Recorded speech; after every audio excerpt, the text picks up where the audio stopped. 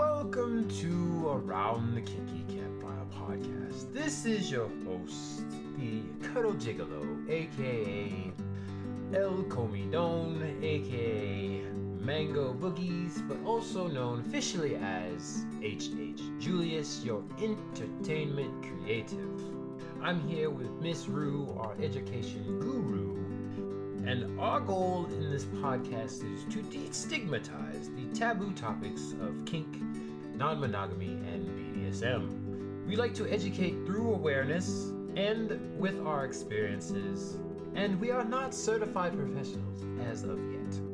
So our non-judgmental topics, with a dash of facts, are to be taken mostly as entertainment and with some slice of life anecdotal stories.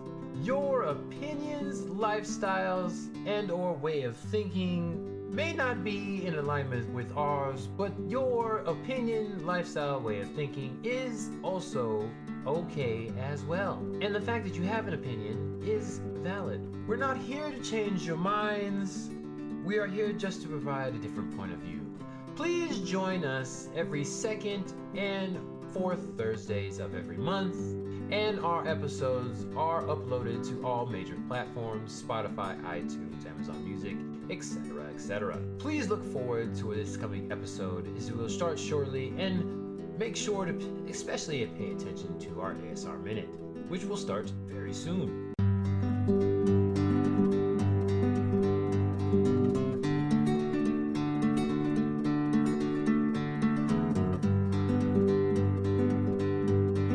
Welcome back, everybody, to the campfire that is kinky, the podcast which has the host with the most, and all those rhymey words. Once again, this is the Cuddle Gigolo, Colonel McBee, Leche Fluffles, or you can just call me H.H. Julius, or just Jules Julius, however may have you. We are back here for another Pillow Fort session and Around the Kinky Campfire. This is the episodes that take about 30 minutes or so, where I dive deep into a subject, get right up in there, and then let y'all know about what I found, so that you know when we have the larger regular episodes of Around the Kinky Campfire podcast, when we talk about all kinds of different subjects. This is my time to go ahead and just inform you of some more detail-oriented, less entertaining, more academic type of deals. And today's topic is all about habits and how they form. So I'm just going to go ahead and just give that to you now, instead of like leading the witness here and then having y'all guess before we do our most famous part, most requested, you could say, that you guys love so much. And that is the ASMR, like 5 seconds down when I'm by myself, maybe 30 seconds if I have somebody else with me. Today I am drinking, once again, not sponsored, actually an adult beverage compared to my tea or energy drinks. Once again, not sponsored, but we still have you like you a lot to sparkling ice plus caffeine, or just sparkling ice, either one.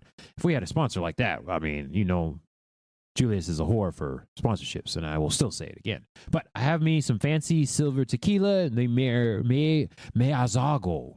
That's the best Mexican accent I can do out there right now. Meazago. Tequila, silver. I don't really do the gold or the brown stuff of any kind of liquor, whiskey, bourbon, any of that stuff. Really, I'm just not a fan of the aged barrels there, apparently. I don't like the oak flavor so much. I like me a good silver or white tequila or rum or gin, all those different types of things. Tequila more so. A lot of people don't know the reason why you have that tequila effect is there's a little bit of caffeine in most tequilas. That's probably what you're feeling so frisky for when people say they lose their minds or whatever, or forget stuff on tequila. That's usually why. Just FYI. But Julius loves him a good tequila, and this one is actually pretty good. I usually like to try a different brand every time I do it, but not sponsored. Meazago Silver Tequila, and ASMR 5 seconds. Without further ado, in 3, 2, 1.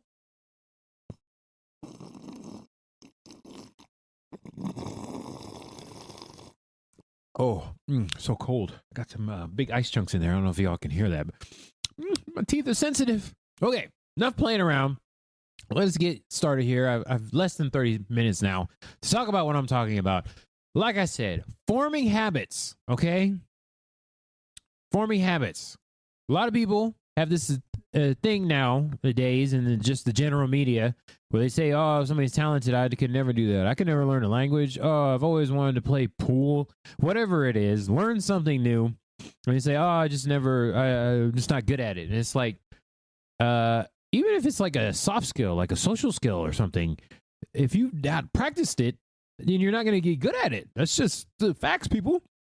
Yes, I understand there's people who are talented. They just had a head start on you.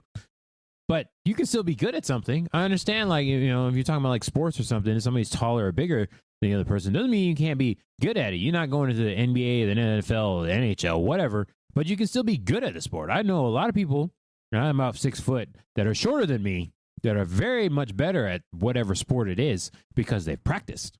It's part of the thing. So this is why I want to talk about habits, because people act like you can't practice habits and get good at skills. Skills, all different kinds of skills, the hard skills and the soft skills. Like, just stroke it till it's hard. And that's what you got to do sometimes. Or even stroke it till it's soft. Something like that. But anyways, it's like, yeah, here we go. We are going to talk about habits right now because a lot of people, like I said, have been saying this and I can't take it anymore. So Julius is going on rants here for the next 25 minutes or so. So buckle your seatbelts and enjoy this ride. Okay, so first of all, I always like to give a definition, just so we're all on the same page, because that's what I like to do. Make sure we're all on the same foundation, springboard, jumping block, whatever you have, podium, soapbox. That way we're continuing on this journey on a right page, and then I'm going to do a little history, and then we're going to talk about the key components of forming habits, because that's really what we're here for. I know y'all don't like the nerdy stuff so much, which I do. But yeah, I like to start from base level. Okay, so definition of a habit. Okay, a settled or regular tendency or practice, especially one that is hard to give up. A routine of behavior that is repeated regularly and tends to occur subconsciously. So to break that down for you, it's an subconscious activity that you do without thought. So it's something you do without thinking about it. It has to be something done, an action that you do. Doesn't have to necessarily be physical, it could be mental. We all know what verbs are, those type of things. Okay, state of being, all that stuff. But it's some verb that you do unconsciously. Okay, or I don't know, if you want to get into the Freudian different things of it, the subconscious and unconscious, all these different names, without thinking about it. Just make it real simple for the layman's, okay? So we have the definition. We're all on the same page, correct? Yes, please. Yes, hand in the back. Yes. Same page. Yes. Okay. No question. Okay. All right. So we'll move on to the history now, because Julius likes him a good nerdy history right here. So the history of the word habit comes from the Latin word habere, nailed it, which means have, consist of, and habitus, nailed it again, which means condition or state of being. In 1890, William James wrote a book about the principles of psychology. Of course, the psychologists coined the terms habit, took it from the French, borrowed it from the Latins, something like that. And in the book, he mentions, William James. Oh, almost got it right. You got to switch those two names around. It might be better. Natural tendency, talking about a natural tendency to navigate life. Habits have an innate tendency, which are called instincts or your gut feelings. Any sequence of mental action, which has been frequently repeated, tends to perpetuate itself.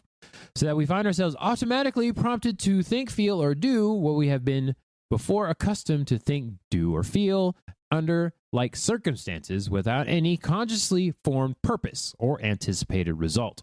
So we will break that down, the think, feel, do under any circumstances when we get to the formation. So if you're a little bit confused now by a lot of words that I just gave you, it is completely understandable. Okay, so let us talk about the evolution of the concept. Concept of habit has evolved over time with two major traditions emerging: associationists and organicists. Nailed it again. The associationists. Associationists. Stop goofing around. I'm actually going to try to say it here. Associationists, about as close as I'm going to get. Trend views habits as units that result from the occasion of ideas or between stimulus and response. Okay? So all the brain function. And the organicist trend, views habits as stable patterns that are strengthened and individualized by their enactment.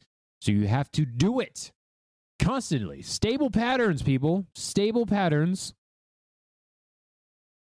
by enacting them. Okay? In the Middle Ages, so we went a little bit farther back. Christian monastic traditions placed a strong emphasis on habitual behavior. 7 deadly sins, for example, and their corresponding virtues, also another example, represented good and bad habits that individuals were encouraged to shun or cultivate. Good and bad habits, okay? Ooh, a little foreshadowing. We're going to talk about good and bad habits a little bit later. Eastern philosophies also address habits, often in the context of mindfulness and self-discipline. You have to be aware of these things in order to form these habits. See, the actions, verbs, whatever have you that you are trying to do, you have to be aware of them first and put them into practice. A lot of enactment, a lot of doing and thinking here. A lot of doing and thinking. I'm going to reiterate that again, okay? When we're forming habits, we have to think about it and then do it repeatedly. Buddhism, for example, emphasized the power of mindful awareness to break the cycle of habitual suffering.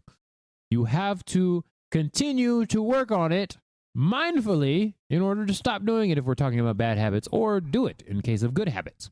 Okay? All right. So now I know you're asking yourself, now that we've done all the nerdy stuff that Julius likes to do, which is great. I enjoyed that very much. Even doing the research, I had to narrow that down. I enjoyed reading all of it. Okay, so how do we form habits? Great question. I'm going to tell you. There are 3 main components, okay? There's the context cue, behavioral repetition, and the reward. I think it's pretty self-explanatory there, okay? That's it. We're done for the day. You got it. That's it. Just kidding. Okay, so we're going to break down context cues, behavioral repetition, and the reward. Context cue, or a context cue, can be a prior action, time of day, location, or anything really that triggers habitual behavior. This is the trigger for the verb that we are trying to do, subconsciously or unconsciously. Could be anything that one associates with the habit. I know for me, I like mental conditioning and triggers. So when I see something or hear something like that, it's like it reminds me, oh, I need to do this. Usually just write it down. That's really, really do. Sticky notes are amazing for those things. I don't know if you've heard of those, but you just slap whatever, write down, jot down whatever you want on there, and that sticky note, and you slap it on the wall, and it's right there in your face. I like to put mine at eye level, usually yellow, that's what they typically come in, but any color that doesn't blend in with the surrounding background, really good stuff. Great for reminding you when you're trying to form a habit. Just FYI. Don't have to do what Julius does, but just putting it out there. Behavior is habit that one exhibits, and a reward, a positive feeling that reinforces the habit loop may be triggered by a goal. So once you have successfully done the habit, you give yourself a little positive feeling, reward, whatever have you, and then that triggers, the loop is triggered again. That's how we do this. Keystone habits, more specifically, influence the formation of other habits, okay? So it's just something that you do when you have a habit. So if you have a specific goal or reward that you like to give yourself, when you complete something, so like when you complete the habit loop, you have a keystone habit, which usually is some form of reward, which triggers the loop again, and then it's a continuous spiral. But yeah, keystone habits are more precise. Usually something that happens more often than just a regular habit. Regular habits, when you're trying to learn something new, usually that's what happens. So you have a regular habit, a lot of stuff you can learn, but then the keystone habit is something that reinforces those habits over and over again. Of course, you can have bad keystone habits. I guess when you have a bad habit, you have a keystone habit that tells you not to do that habit anymore, and then you work it out of the system kind of thing. So everything is all interconnected, and it works upon itself. Much loops and Venn diagrams and yada, yada, yakety, schmackety. Okay. Let's see here. All right, we're going to burrow down a little bit more. High self-control may influence the formation of habits. Yes, self-control, that tricky thing. Oh, tequila. Must hydrate. Mayor Zago. Okay, not sponsored once again. Just, putting it out there. Okay, Self-control, yes. Formation of habits and in turn affect behaviors etched deeply into our brains through repetition. Again, with that repeating word. Maintained by a loop. Oh, another buzzword. Maintained by a loop process involving a cue, routine, and a reward. Once again, just another way of putting the three foundational principles of forming a habit there.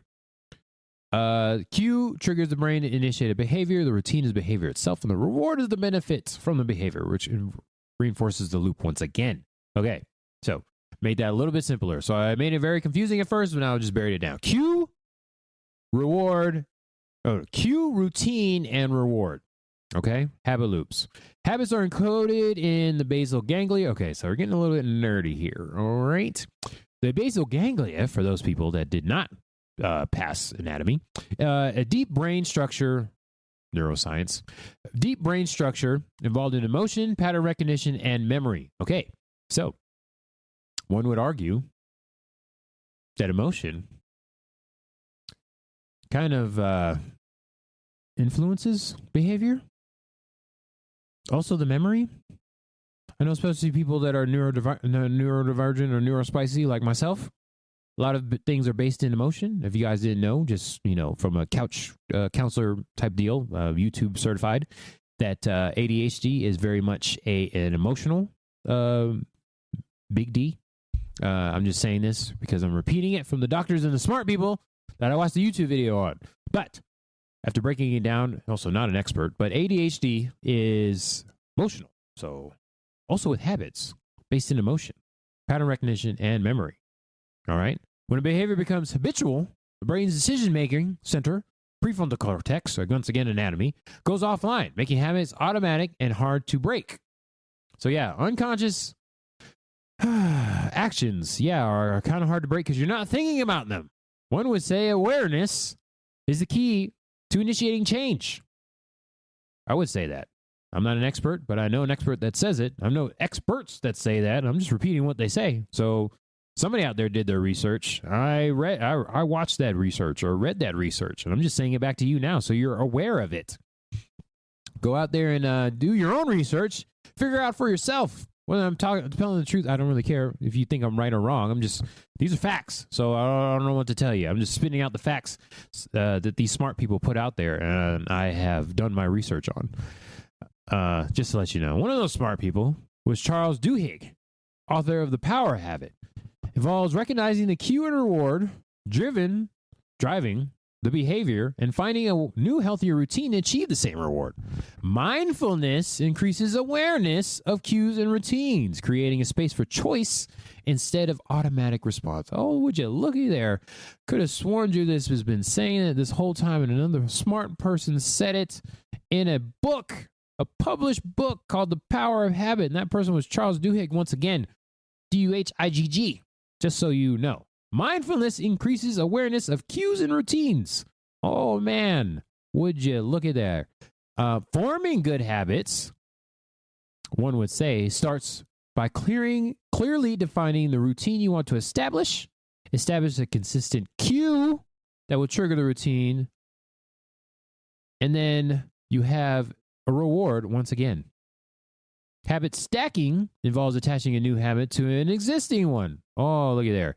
Stack new habit onto the existing one by meditating each morning, just so it helps to ingrain that thing. And that is a whole nother thing. I don't know. I can't remember if we talked about meditation.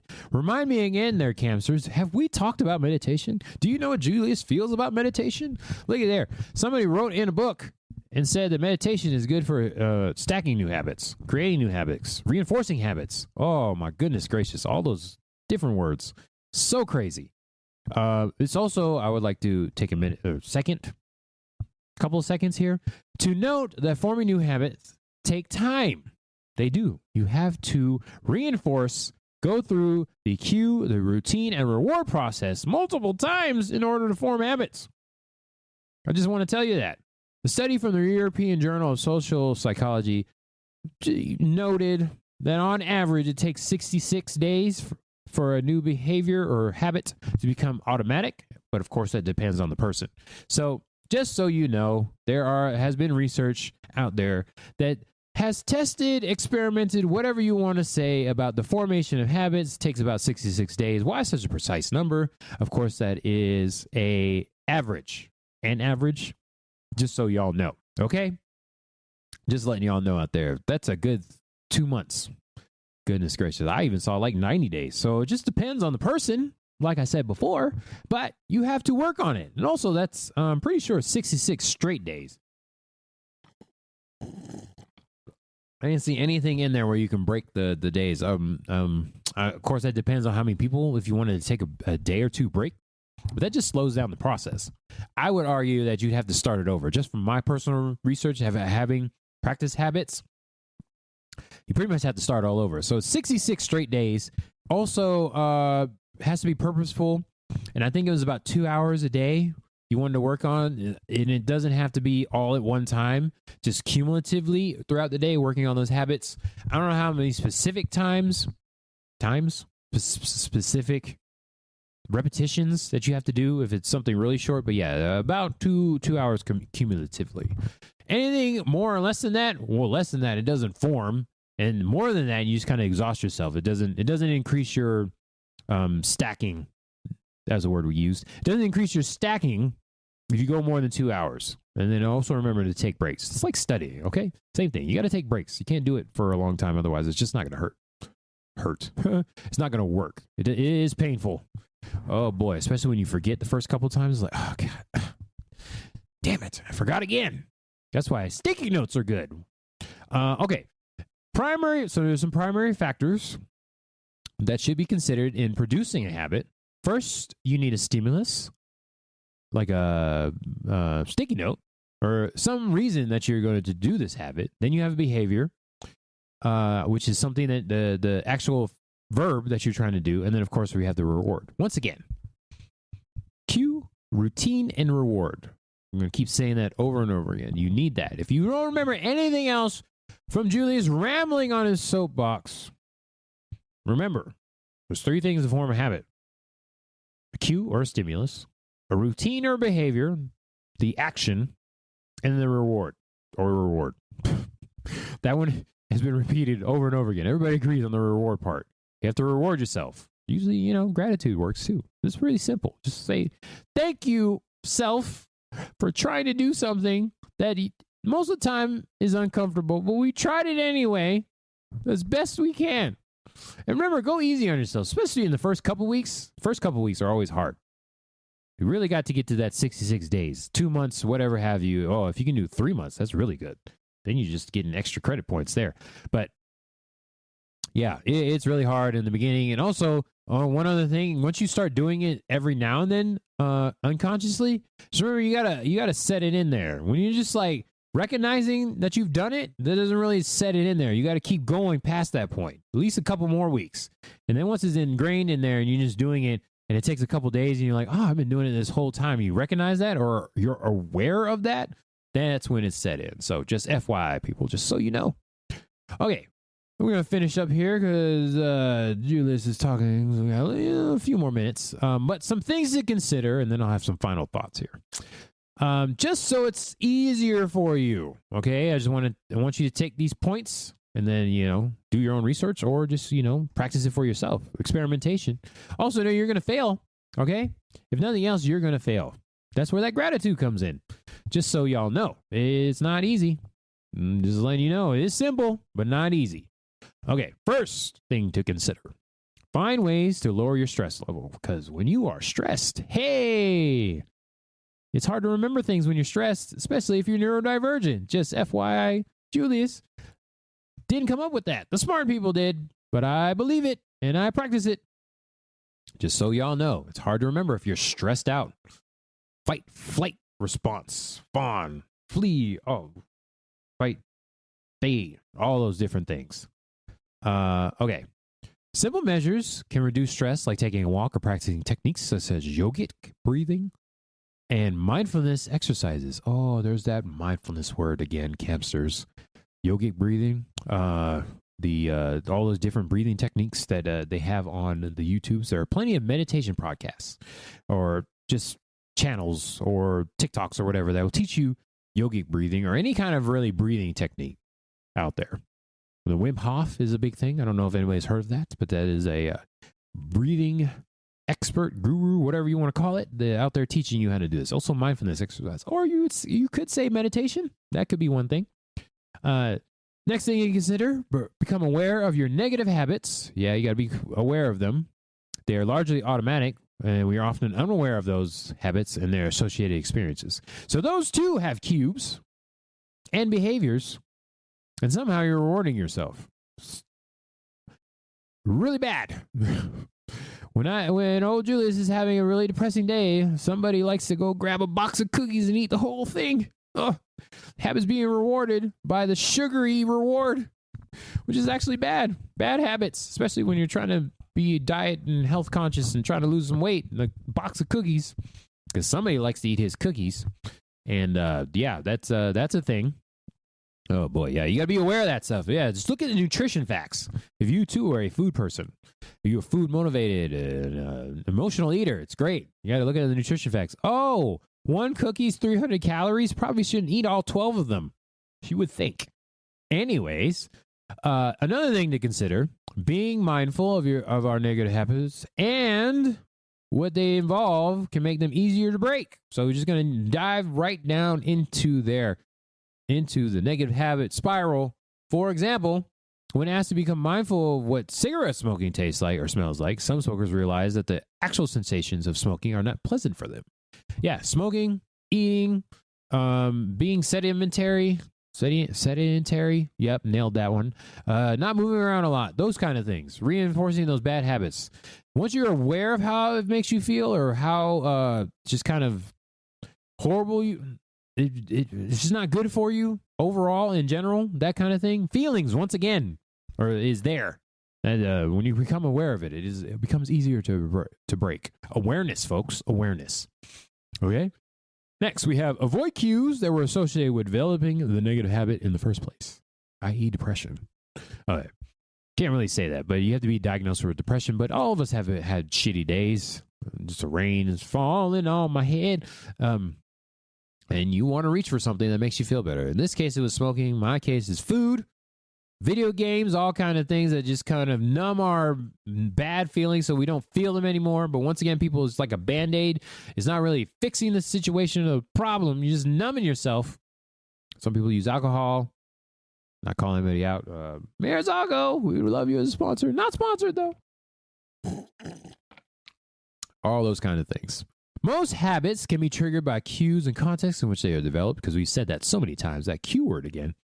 Negative habits can therefore be left dormant if they are associated cues or contexts are avoided.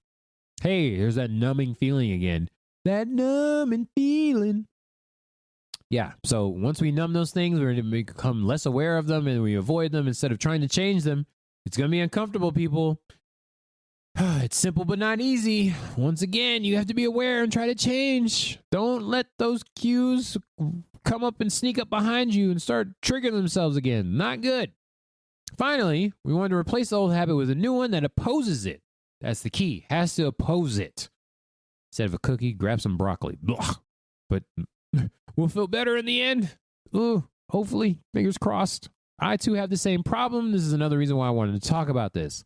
I don't want to talk from a place of elevated position. I'm down there on the ground with the rest of everybody else. I too have these same problems, especially if I'm trying to do something new, which involves trying to improve my life. And it's like, oh God, trying to start a podcast, for example, it was not easy. A lot of people like to throw it out there, but this shit is annoying. I'm trying to learn all these different things, but I had to make it a habit. Trying to do all that stuff. Technique was used successfully in a study on breaking old and random recycling habits in the workplace and replacing them with a clear strategy for consistent recycling. So just a little example, just recycling in this case, from the research that I found, this is what they were using. But yeah, any kind of thing, you gotta directly oppose it. That's the biggest thing. It has to be completely different than what you were trying to do. Yeah, in order to break the bad habits. Bad habits, are so bad. Bad habits are difficult, people. Oh boy, I know from experience. I'm sure a lot of you do as well, Campsters. This is time-consuming, energy-consuming, money-consuming when you have bad habits. But we can control those, like for what I said before. Okay, so final thoughts. We're going to leave you on a positive note. as I finish my tequila from Marzaggo, not sponsored. Final thoughts. Social science acknowledges that the human actor can be driven by reflective goal-directed mechanisms on some occasions and reflexive habitual mechanisms on others. Once again, awareness. Research is beginning to address important interactions between the conscious, deliberative dimension of behavior and the non-conscious, habitual dimension. Okay? So, that means we have different interactions between the conscious, deliberative dimension of behavior and the non-conscious, habitual dimension. Goodness. Yeah, we have to be aware of these things. So things we do on purpose, knowingly, versus things we don't know we're actually doing because they are habits. It's unconscious behavior. There is a connection between that. Okay? We have to become aware to stop the bad habits that we are not aware of. Once again, that is what that confusing sentence said. I tried to break it down for you in a little simpler way. There's an argument that habits are integral to free will and an agency insofar as they provide a framework of action possibilities that can be imaginatively reconfigured to meet a person's current goals and circumstances. Okay. Action possibilities that can be imaginatively reconfigured to meet a person's current goals and circumstances. This is where we are talking about having rewards, breaking that spiral, opposing the bad habits. You have to have the clear goal in mind. That's the stimulus part of it, the cue that triggers the behavior, which leads to the reward. Habits can be motivated by a very general sense of reward without necessarily being directed by specific goals. Okay, so this is where these, what did I say before? Keystone habits. There was another habit and habit stacking. So we have a reward, a general reward habit.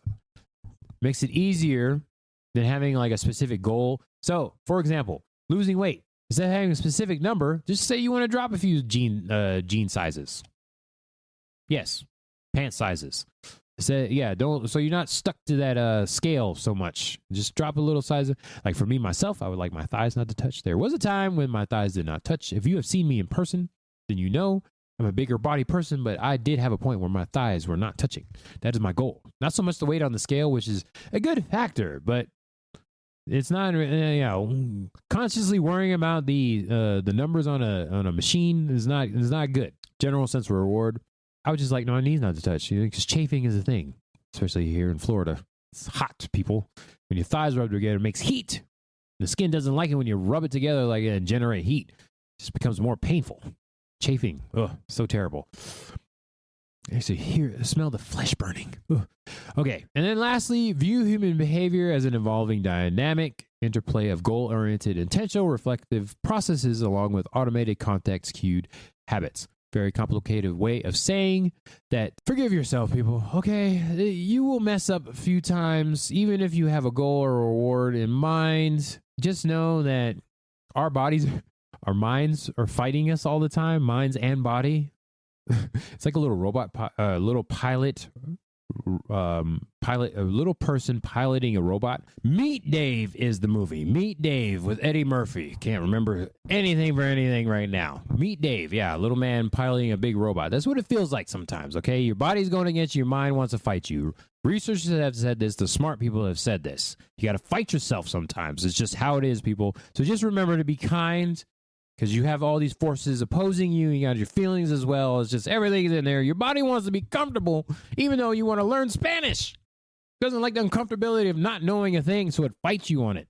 Okay, I could ramble on that as well. But I'm going to finish this up now since I've gone over time, especially with trying to remember actors' names. What the heck? Eddie Murphy. Goodness.